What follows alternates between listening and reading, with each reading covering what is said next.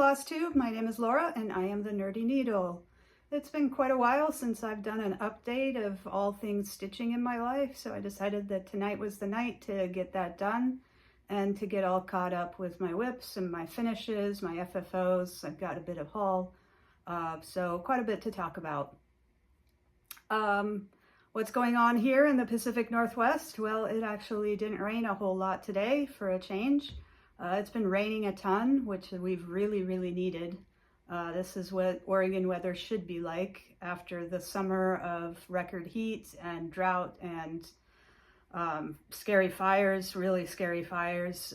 It's nice to be back to traditional rainy Oregon weather. So I'm really enjoying it. It's really nice to get nice and cozy in the evening, sit in front of my wood stove and do some stitching. Watch some TV, just listening to it rain on the roof. Doesn't get much better than that in the fall in Oregon. My personal life, things have changed pretty dramatically there. I pondered the decision for several months and then finally decided to resign my position as a high school science teacher. I taught for 18 years. It's hard to believe. The final kind of nail in the coffin for me to leave was that I'm my mom's primary caregiver, and I didn't see how I could be around hundreds of kids and go near her, even though we're both fully vaccinated. The risk of a breakthrough infection is just too big. She's 91, she's going strong, she lives independently, like I said, and I want to help her preserve that for as long as we can possibly manage it. And being around kids all day, I wouldn't be able to take care of her, and obviously that's not an option. So it was also just time for me to leave. I was getting pretty burnt out. Teaching is a relentless job. It's really rewarding, but it's incredibly hard, and just the workload is nuts. It's unfortunate because I really enjoy teaching. I'm quite good at it.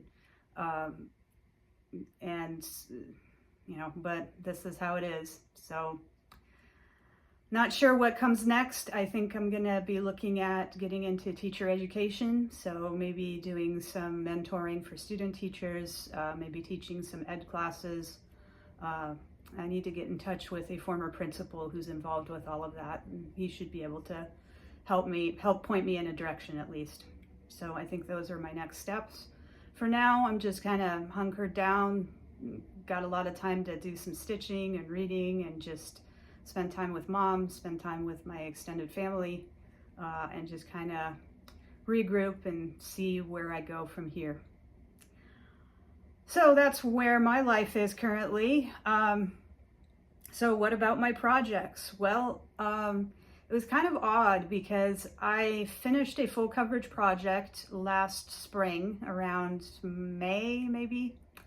And then after that, I kind of lost interest in stitching for several months. I didn't stitch at all for most of the summer, and I didn't really know why. I just had lost interest. And then I kind of realized recently that I think I was a little bit depressed from resigning my position. It's a huge change in my life to go from being a teacher to not. And so I think that was part of it. And then the other piece is that I discovered that I should always have a full coverage pattern in my rotation, my stitching rotation. I didn't have one of those, and it's kind of, I think full coverage is like my comfort stitching. It's like mac and cheese or fried chicken or whatever your my mom's oven fried chicken, which is my comfort food. For me, stitching wise, full coverage is my comfort stitching, and I didn't have that. And so when I really needed the emotional support of that meditative stitching, of the kind of stitching that I enjoy the most, I didn't have it there. And I just, so I kind of lost interest for a while, but I kitted up a new full coverage piece, and I'm back at it. So let me show you what I've been working on. So my first whip is This is Letter Click Chaos from Chloramie. So I do enjoy stitching sampler style stitching too, but I have to have my full coverage, and I'll show you the one I'm working on here in a sec. So this is on 30 count mystery linen. I don't know what the color is. I actually didn't even know what the count was on it. I had to do a test stitch. I think it's on this side. So I did a line of stitches to measure it and figure out what the count was on it. It's stitched with Cosmo 245, and I love stitching with Cosmo. This is a great pattern. I really enjoy it. It's got all these fun little motifs. I just did that beetle recently. There's the jester hats on that banner, and just all sorts of fun things. There's a wine bottle, a unicorn, this crazy rabbit, and a hot air balloon. So it's just fun because you can easily complete at least one of these motifs every night. And so you get a little mini finish every day essentially on this project. There's still well over half of it to finish, so I still have quite a ways to go, but I'm really enjoying this Chloramie sampler. I highly recommend you check out her patterns. She's got a really cool new one that's a bunch of dragons. And I think that's a pattern that I'm eyeing, and once I'm done with this one, that might be my next red work sampler. So that's my Chloramie. I have my own pattern that I just kind of made up. Just needs backing. So this is going to be a needle case, and I don't know what these colors offhand. I just grabbed colors out of my bobbin box that looked like they worked. Tük is needles in Hungarian, which is my native language.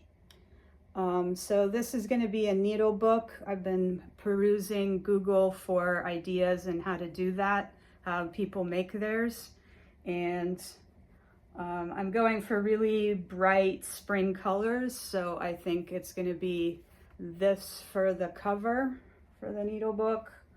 I'm going to use this as the liner, that green. I want to put some pockets in it, so I'm going to use this for the pockets. And then I made some ladybugs, and I'm going to turn this into kind of a mattress style pincushion. And I have some really nice counting pins that are quite long, so I want to be able to stick them in the sides of that pincushion that is going to be from here. The pincushion I'm going to do with just this super cute polka dot. That'll be kind of the side and the back. I am not much of a sewer. I have a sewing machine, and I can usually stitch or sew a fairly straight seam, but I'm by no means even remotely an expert. I'm more like a flailing beginner. But I think I can figure this out well enough. I kind of have a picture in my head, and I'll just kind of be working off of that. So I think that's going to be tomorrow's project, to start putting that together and figuring out how I'm gonna sew all of that up. So that's my needle book. I have this is a Hands Across the Sea sampler. Come on. This is the Marie-Louise Perret, which is that, which I'm really enjoying. I really like the contrast of this with the Letter Chaos, because this is so formal and just super neat. This is stitched on 40 count Legacy Linen, a light mocha Newcastle with the called for Soie d'Alger thread. And I've really gotten into stitching with silk. It's I thought it would be harder. It's really not. It's not hard. The only thing I've noticed is that I just cut my lengths of floss a bit shorter, or actually quite a bit shorter than my cotton floss, because it just seems to fray more easily. So I just use shorter lengths. Stitching on 40 count, I thought that would be a little bit more tricky than it is, but it's really not. I think all you really need for it is really good magnification, so that you can see it, and then to have it stretched really taut. And I use a Millennium frame from Needle Needs, that English company that bakes these. You might recognize the bar ends if you have them.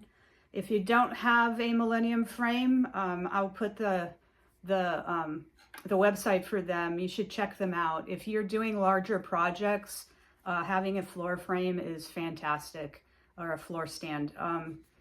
I absolutely adore my Millennium frame. I will never buy another floor stand again, because I don't need it, because this thing will last me multiple lifetimes. If you do buy one, what I would really recommend is to get a bunch of different lengths of these bars,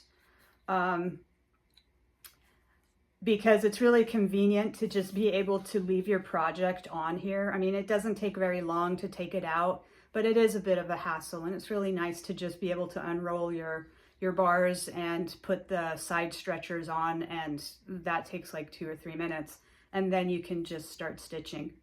One last thing about these Millennium frames, if you buy them, they sell these little holders for the ends. They just fit on the ends of the bars. They're on the accessory page. You have to kind of look for them, but they're really nice because they just stay on there once you put them on, and then your project is just held nice and neatly. It's especially nice for the bars that don't have fabric on them, because with those, there's this inner dowel. And when there's no fabric kind of holding this in place, as soon as you pick this up, like I usually have them standing up like this, as soon as I pick this up, the dowel slides out the bottom end, and they're rather thin, and I've always worried that they're going to potentially snap. So having these little clips on the end takes care of that problem. It's just a lot easier to store them. So if you buy a Millennium frame and some bars, buy enough of these caps so that you have a pair for each set of bars that you have, just for storage and for keeping it safe. So that's my Hands Across the Sea sampler. That's the highest count linen I've ever stitched on. I've never stitched on 40 count, and I'm stitching 1/2 because silk is a little bit thicker than cotton. Plus this is 40 count anyway, so you would never do 2/2 on something that's this small at this point. But yeah, I'm really enjoying it, and it's one of those things I was hesitant to try because it's 40 count. It's so small. Am I going to be able to see it? Well, yeah, it's not a big deal. What else? So my full coverage, because I gotta have my full coverage. So I got this, it's a dimensions kit. It's called Paris Market. And it comes with all of the floss already sorted and organized, which is really nice. And this is how far I've gotten. I'm just using all of the floss they provide. But I did switch out the fabric to 18 count, easy count. It was originally 18 count, so I kept that, but I like having gridded fabric. So that's coming along really nicely. It's getting, I'll have to admit, it's getting a little bit boring with all of these trees. I still have one more diagonal down to about here. Is still all just trees and sky, but then that's basically the end of that part of the pattern, and then I'll just be into building and flowers and stuff. This was really nice stitching this. This is like part of the flowers in the market, and that was really nice stitching those, lots of colors in there. So If you've ever wondered what parking looks like on the back, that's what the back looks like if you use the parking method. So it's still pretty good. It's not, it looks nice and neat. I'm not concerned with that. You can tell I've got one carried thread right here. So that's about as long of a carry of thread that I do. So that's maybe 10 stitches that I'll carry a thread. Otherwise I end it and just start a new one. So yeah, once I started working on this, it was like, oh, such a relief having full coverage. I just have a technique that I've developed from piecing it together from what I've seen from other people on FlossTube, and it's just very meditative. It's very algorithmic. It's very straight. I have just kind of a systematic way of doing it, and it just makes me happy.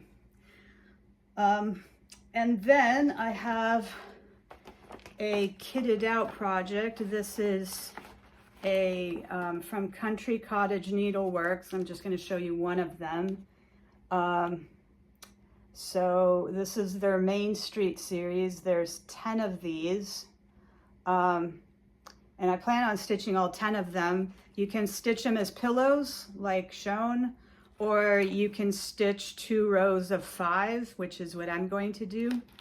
The called for linen is 32 count Star Sapphire Witchelt, and I'm just using all of the called for flosses, which I just love. They're just like really, really happy colors. So I'm really looking forward to starting this, but I did run into a little bit of a problem that I do want to tell you about because it's an important potential problem.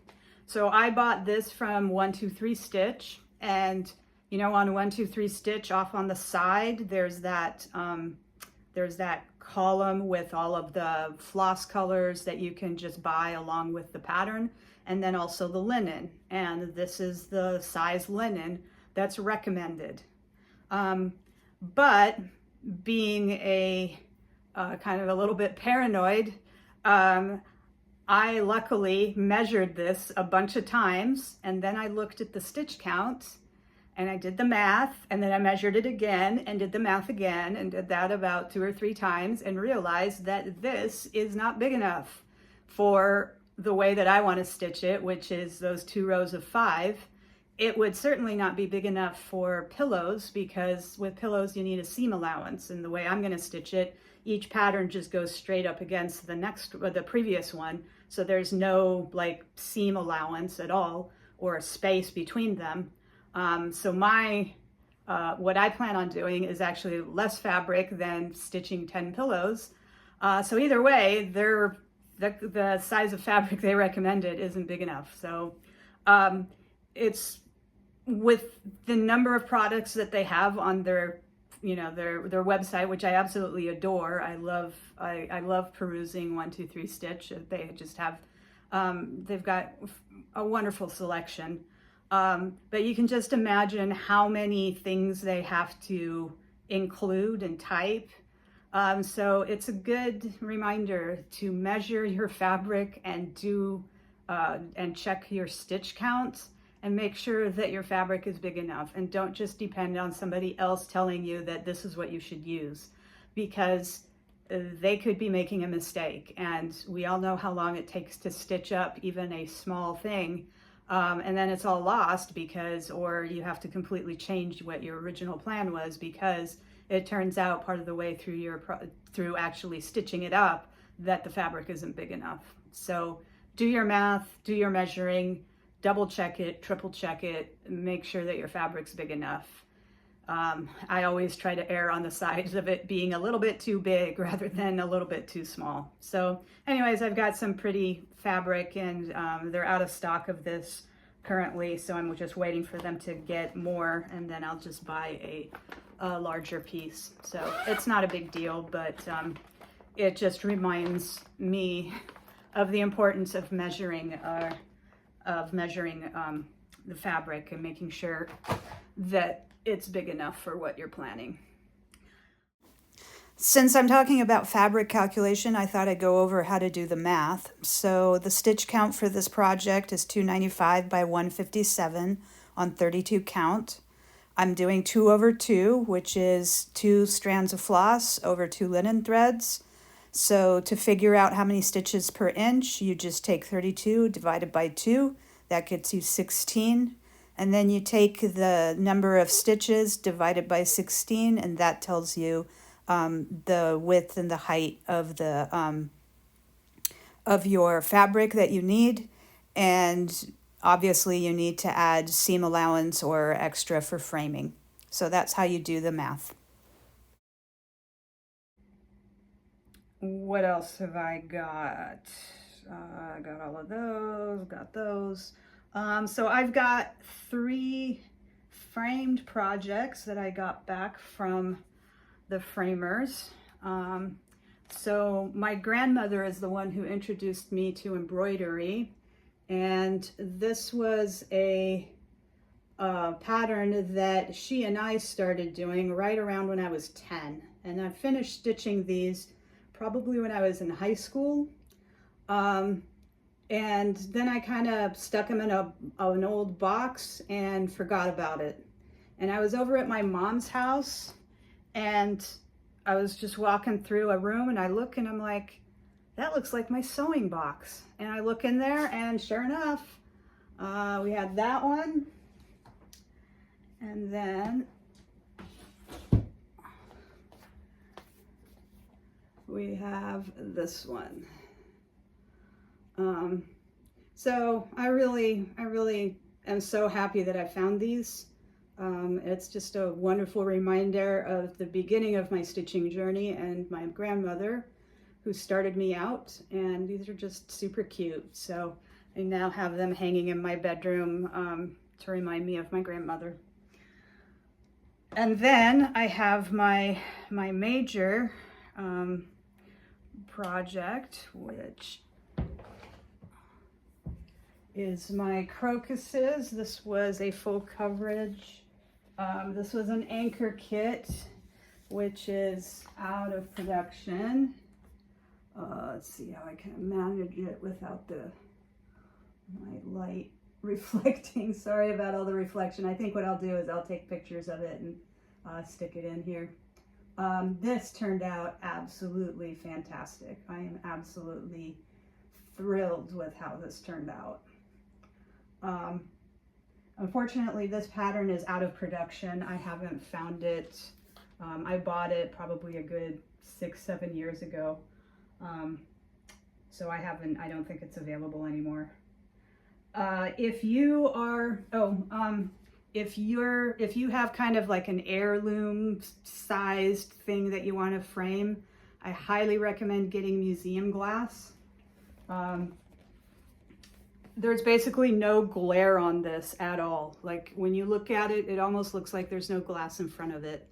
It's significantly more expensive than regular glass, but it's so worth it. So especially on a kind of an heirloom like this, that's probably going to get passed down to through the family or through friends, it's totally worth getting spending the extra money on the museum glass.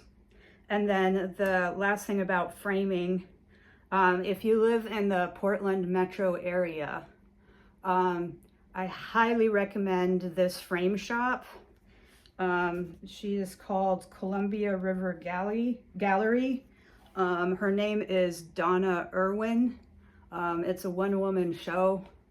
It's just a little shop. It's on the main street of Troutdale. So come drive up into the gorge, go see some waterfalls, go up to Crown Point, maybe go up to Larch Mountain, and then go see Donna to get all your framing done. You will not be disappointed. She does incredible work. The most beautiful framing job I have ever seen is what she did for me. And her selection of frames and mats and everything is off the chart. It takes forever to figure out how you want to frame a project because there's so many options. And just the workmanship of it is fantastic. Her turnaround time is a little bit on the slow end because she does it all herself, but that is not a deal breaker in my book. The quality is so excellent, and it's so nice to be able to support a small business as opposed to Michael's or one of those places. So again, her name is Donna Irwin, and it's the Columbia River Gallery in downtown Troutdale. It's just on that main drag. It's actually one floor down, so you have to go down some steps. But it's a fantastic frame shop. So, and then you can go check out our waterfalls up on the Gorge Highway, which is always nice. I skipped one thing. I do have a finish, which I'm gonna go take over to Donna probably tomorrow. Well, actually tomorrow's Saturday, so Monday. So I finished this full coverage. This was a Vervaco kit, and this turned out great. I'm really pleased with this. This is also out of production, so I haven't found it anywhere. But that's what the back of a full coverage looks like when you use the parking method. So not a whole lot of trailing threads there either. But I'm really pleased. This is just gorgeous, and I'm really gonna enjoy having this on my wall. So that's my finish and my whips. Where am I going next? I think tomorrow I'm gonna work on my needle book, start piecing that together and sewing it together. I don't really do strict rotations with my stitching. I just kind of pick up whatever it is that I feel like stitching on that particular day. So I have things kind of bagged up so I can just easily grab a project and just start working on it. And I usually will work on it for several days and then I'll just switch out to a different one. It kind of depends on what I feel like doing. So I definitely want to get through the trees on my full coverage before I rotate out of that and go work on something else, because I want to get those trees done because it's getting a little tiresome. But I'm still loving it. It's so satisfying doing full coverage for me. So that's pretty much where my stitching is. I finally got caught up and I'm back at doing FlossTube after having kind of abandoned things for a while, but yeah, it's raining, so it's time to do a lot of stitching. I hope you enjoyed what I had to show you today, and I hope you have a good evening.